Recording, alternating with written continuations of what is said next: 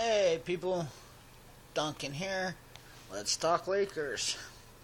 But before we do, please subscribe to my channel, like my video, comment in the box below, and hit that bell for notifications. So let's talk Lakers.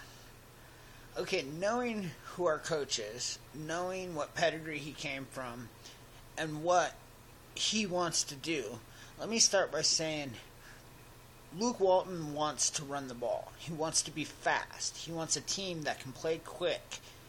Magic wants a team that will pass, will enlighten the crowd, get the crowd involved, a Showtime-like team.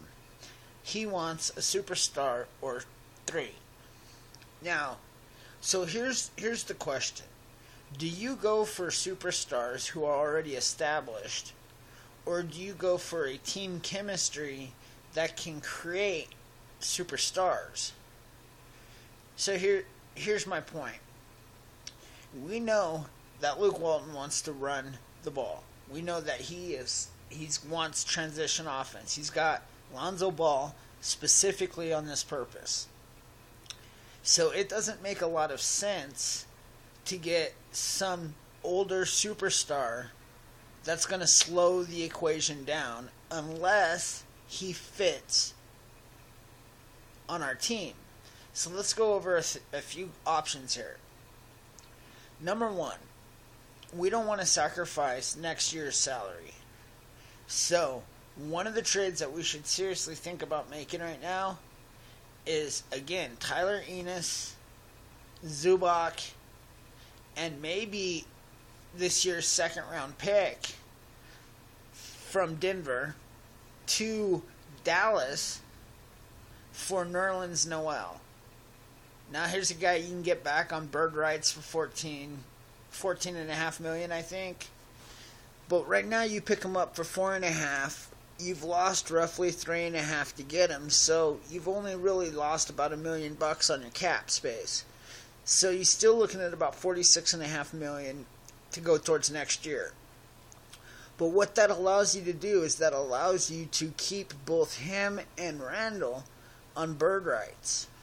Okay, now this does mean Lopez will be gone. So the question then resides, do you keep Lopez as long as you can keep him and then try to trade him right at the deadline to a playoff team who has a serious chance at competing? Like maybe a Milwaukee or someone of that, a team that needs an all-star type center. Maybe you get a late draft pick, or maybe you trade Brook Lopez somewhere like Boston for a Josh Howard, or somewhere where they could use an extra big man just to go over the edge, where you can trade to bring in a shooting guard, okay, or, who knows.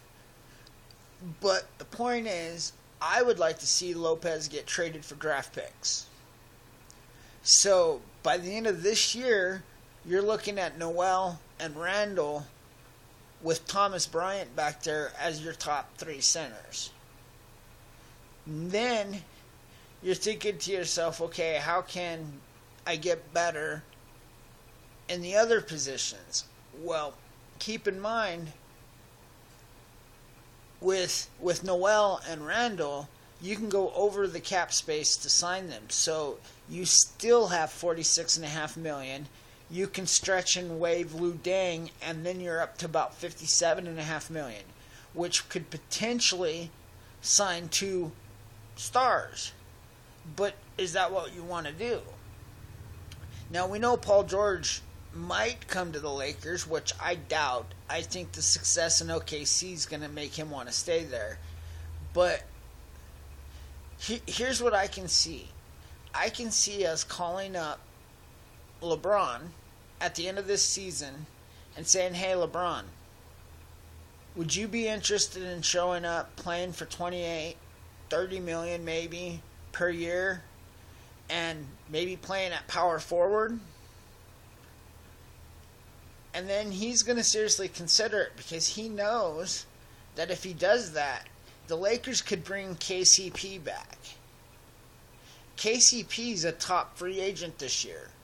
He's a top 5 free agent. He's a solid defender. You know what you got with him. Okay? He's a lot like J.R. Smith, except not so roller coaster. You know every game what he's going to bring you. So with that said, think about that for a minute. So you're talking about 57 million. You bring LeBron in for 28. Okay? He might sign that. Now you have 21 million, 19 whatever million left. You go out, you sign KCP, you use the bird rights to bring in Noel and Randall, and suddenly you have this team of Lonzo Ball, Jordan Clarkson, very, very good 1-2 punch. You can bring Cuscamo if you need him, or whatever his name is. Okay, if you need him as your third point guard. You have at shooting guard KCP coming back. You have Josh Hart, who is getting better. Okay, that's solid, especially since Clarkson does come in and play a lot of shooting guard too. So you also got Vander Blue there. That's a possibility. You're shooting your small forward position. You're talking about Brandon Ingram, and from there you might have to make a couple small, sign somebody here and there on a minor contract, small level contract maybe, but you bring in somebody on $1 million contract, maybe a Shabazz Napier or someone of that sort. You bring in as just basically a backup on a seriously minimum salary, maybe a Muscala or something, who knows. And you're looking at a solid lineup there. But here's what's also funny. You've got LeBron James. So potentially LeBron can play both power forward, which I see him starting, but he can also come down and play small forward if Brandon Ingram needs a breather. Okay, LeBron plays a lot of minutes. He can play both positions. This makes sense. But you also got Larry Nance, you got Kazuma, you got Randall, who can all help out at power forward. You got, as I was saying, Noel, Randall, and Thomas Bryant that can all play center.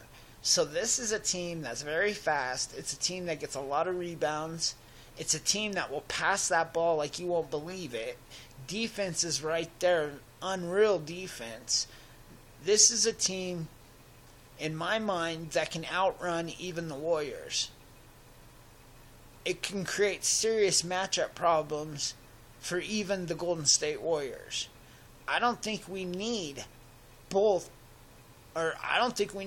George, DeMarcus Cousins, and LeBron James. I think we need to bring back some of the guys we got, if not all the guys we got. I think we need to bring back at least KCP, bring back Randall, and add LeBron and Noel, and this team is going to be amazing. That's my view. That's what I think, and I'll keep saying it into existence. Because could you imagine just a front five? Imagine a starting five. Lonzo Ball, one of the best passers in the game. He's going to be tutored by LeBron James. You think LeBron James isn't going to tell him to be more aggressive? His rebounding, his defense, his scoring are all going to go up with LeBron James on the team mentoring him. Promise you that. His passing is going to stay the same or go up because of the added talent around him. With the chemistry. Because you bring in KCP in as the starting shooting guard. Caldwell Pope has already played a season with Lonzo. They've played together. They have the timing. They know where each other are. They work well together. But KCP is a top-notch defender who can also shoot the three. Okay? A lot like J.R. Smith, who LeBron played for. Now, your starting small forward is Brandon Ingram, who we know, again, is going to get mentored by LeBron James. So you know his defense and his rebounding is going to get better. And you know his scoring is going to get way better with LeBron James. Okay? Ingram is a guy who can score. He's a guy who can shoot. He's a guy who can play defense. And he's really good at passing. Okay? So, with him at small forward and LeBron at power forward, you literally have 3 out of 4 guys that can pass. Put Noel in at center, so 3 out of the 5 guys are passers. All 5 of them can run the floor. All 5 of them can finish at the hoop. All 5 of them can get rebounds and play defense. That's a solid starting lineup. And then you got Clarkson coming in at backup point guard. You got Hart at backup shooting guard. And as I said, maybe you have to go with somebody like a Nabier on a small contract coming in at small forward. Maybe you talk Brewer into coming back in a small contract for a championship run. Who knows? Okay, then you're talking about your power forwards with LeBron, with Kuzma, Nance. I mean, whew. And then, I mean, your backup, who knows? I think it'd be Kuzma, honestly. So you could even slide Kuzma over to backup small forward, and you can bring Larry Nance at backup power forward. These are all combinations that are solid. You could bring, and then you got Randall at center, who's playing outstanding at backup center right now. This is a team that has a lot of depth, that could still be one of the best backup teams in the league, and could create one of the most devastating, quickest, high-powered starting units in the NBA. If you agree, I'd love to hear what you think. Comment in the box. Hit that bell for notifications. If you haven't already, like the video and subscribe to the channel. Thanks, guys. Peace. Laker Talk out. Duncan out.